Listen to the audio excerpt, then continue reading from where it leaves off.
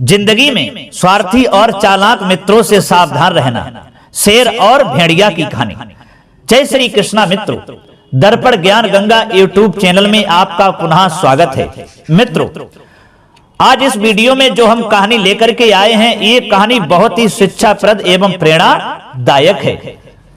आपने इस कहानी को पूरी तरह से याद कर लिया और समझ लिया, अर्थात अपने जीवन में उतार लिया, तो आप कभी भी जीवन में धोखा नहीं खाओगे।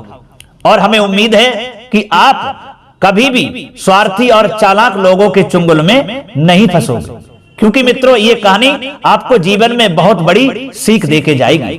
किसी ने कमाल की बात कही है, चाहे दुश्मन मिले सवेरे पर मतलबी यार ना मिले। बस आपसे निवेदन है कि आप इसी तरीका से हमारी वीडियो की समाप्ति होने तक हमारे चैनल पर बने रहें। और यदि आप हमारे इस चैनल पर नए मेहमान दर्शक बनकर के आए हैं, आपने अभी तक हमारा चैनल सब्सक्राइब नहीं किया है मित्रों, तो आपसे अनुरोध करूंगा और निवेदन करूंगा कि आप हमारे इस चैनल को भी सब्सक्राइब जरूर कर लेना और बेल आइकन घंटी को भी अवश्य दबा देना, क्योंकि आपका एक सब्सक्राइब करना हमारे लिए बहुत महत्व रखता है। आइए मित्रों, अब इधर उधर की अधिक बेफजूल की बातें न करते हुए सीधे कहानी की ओर पहुंचते हैं। दोस्तों, एक समय की बात है कि किसी जंगल में एक शेर के दो नए नए स्वार्थी और चालाक मित्र थे। एक था भेड़िया और दूसरा था गीदड़। ये लोग केवल अपने स्वार्थ के लिए ही दोनों उसकी मित्रता का दम भरते थे। उन्हें यह भली भांति पता था कि जिनका मित्र शेर होगा उसे खाने को तो बढ़िया बढ़िया ताजा मांस मिलेगा ही, साथ में छोटे मोटे जानवर तो वैसे ही डर के मारे उनकी सेवा करते रहेंगे। यही कारण था कि वे दोनों शेर की चमचागिरी करते रहते थे। मित्रों, एक दिन क्या हुआ, शेर जंगल में टहल रहा था कि उसे एक अकेली ऊंटनी नजर आ गई जो मां बनने वाली थी। शायद अपने काफिले से बिछुड़कर वह उस जंगल की ओर निकल आई थी। और जैसे ही शेर ने ऊंटनी को देखा कि इसके पेट में बच्चा है, तो दोस्तों शेर ने ऊंटनी का पेट फाड़कर उसके बच्चे को जीवित निकाल लिया और ऊंटनी का मांस खाकर खूब आनंद लेने लगा। बच्चे को अपनी गुफा में ले आया। ऊंटनी का बच्चा शेर के पास रहकर ही बड़ा हुआ था, यानी वो शेर उस ऊंटनी के बच्चे को पालने लगा। दोस्तों, इस प्रकार से वे 3 से 4 मित्र बन गए थे। शेर ने ऊंटनी के बच्चे को अपना बेटा बना लिया था। उसका नाम रख दिया था अंशुकरण। दोस्तों, शेर हर समय अपने बेटे को साथ ही रखता था। एक बार की बात है कि शेर का किसी हाथी के साथ युद्ध हो गया। हाथी ने शेर को बहुत बुरी तरह से घायल कर दिया, यहां तक कि शेर चल फिर भी नहीं सकता था। इस संकट की घड़ी में कौन उसका साथ देता। एक तो जख्मों की पीड़ा, दूसरे भूख ने शेर को दुखी कर दिया था। उसने अपने इन तीनों मित्रों को बुलाकर कहा कि मैं तो भूख से मर रहा हूं, मेरे लिए कोई ऐसा शिकार ढूंढ करके ले आओ जिसे मैं यहीं लेटा लेटा खाकर पेट की आग को शांत कर सकूं। प्रिय दर्शकों, तीनों ने शेर की मजबूरी और बेबसी को देखा तो शिकार की तलाश में जंगल की ओर निकल गए। मगर भेड़िए और गीदड़ को क्या कभी शिकार मिलता है? ऊंट का बच्चा तो बेचारा शिकारी था ही नहीं, उसे शिकार कहां से मिलता। जब तीनों जंगल में चक्कर काट काट कर थक गए तो एक स्थान पर ये लोग बैठ गए और सोचने लगे कि अब क्या करें, अपने स्वामी के भोजन का प्रबंध कैसे करें। दोस्तों, उनमें गीदड़ सबसे अधिक चालाक था। वह एकाएक बोल उठा, देखो भैया, अपना स्वामी भूखा पड़ा तड़प रहा है। पहले तो जख्मों से तड़प रहा है, अब उसके साथ भूख से भी तड़प रहा है। बड़े लोगों का यही कहना है कि मालिक यदि भूखा हो तो अपना शरीर भी उसे अर्पण करने में संकोच नहीं करना चाहिए, चाहे अपने शरीर का मांस उसे क्यों ना खिलाना पड़े।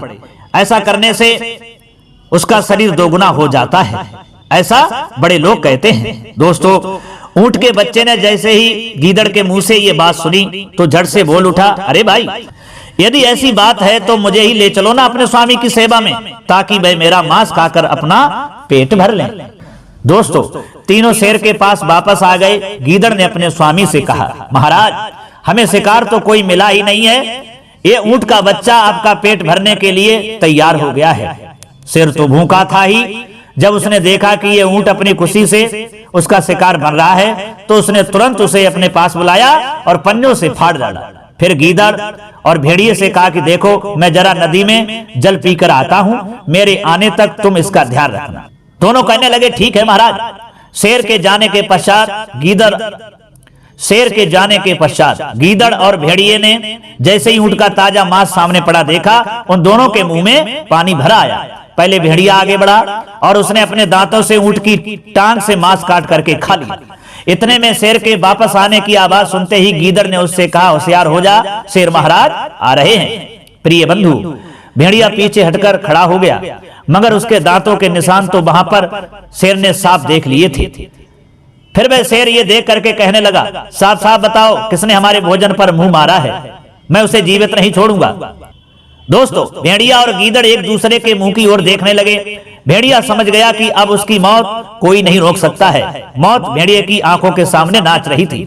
यह भी इत्तेफाक की बात थी कि जंगल में उसी समय ऊंटों का एक काफिला आ निकला, जिनके गले में बंधी घंटियों की आवाज साफ सुनाई दे रही थी। शेर ने एकदम चौंक करके कहा, देखो, ये कैसी आवाजें हैं हमारे जंगल में? आज से पहले तो इतनी जोरदार आवाजें हमने कभी नहीं सुनी थी। ये क्या माजरा है?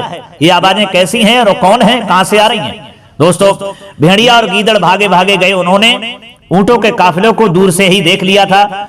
दोनों बड़े चालाक और होशियार थे। उन्होंने आते ही शेर से कहा, महाराज, ये तो गजब हो गया। बोले, कैसा गजब? जवाब दिया, आपने जिस ऊंट के बच्चे को मारा है, भाई आपसे बदला लेने के लिए धर्मराज को साथ लिए आ रहे हैं। धर्मराज अब हमें नहीं छोड़ेंगे। दोस्तों, शेर कहने लगा, क्या धर्मराज स्वयं मेरे पापों की सजा देने आ रहे हैं? जवाब दिया, हाँ। ये कहते हुए शेर डर के मारे कांपने लगा और वहां से भाग खड़ा हुआ। इधर शेर के भागते ही दोनों जोर जोर से हंसते हुए उस मांस पर टूट पड़ी।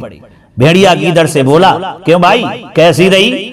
आओ ना, अब मजा लें अपनी बुद्धि का। जवाब दिया, हाँ ठीक है।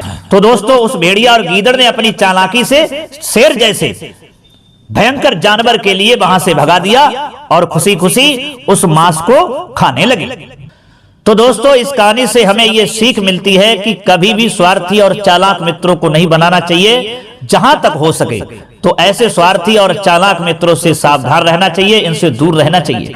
क्योंकि चालाक और जो स्वार्थी लोग होते हैं वो शेर जैसे जानवर को भी परास्त कर ही देते हैं और अपना प्रभुत्व वहां जमा लेते हैं।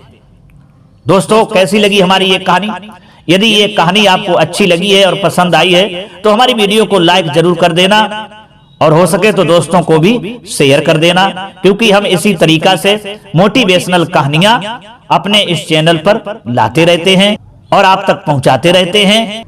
प्रिय बंधुओं, फिर मिलेंगे अगली वीडियो में किसी नई ज्ञान चर्चा के साथ में। तब तक के लिए सब्सक्राइबर बंधुओं एवं दर्शक भाइयों के लिए राधे राधे, जय श्री कृष्णा, ओम नमः शिवाय।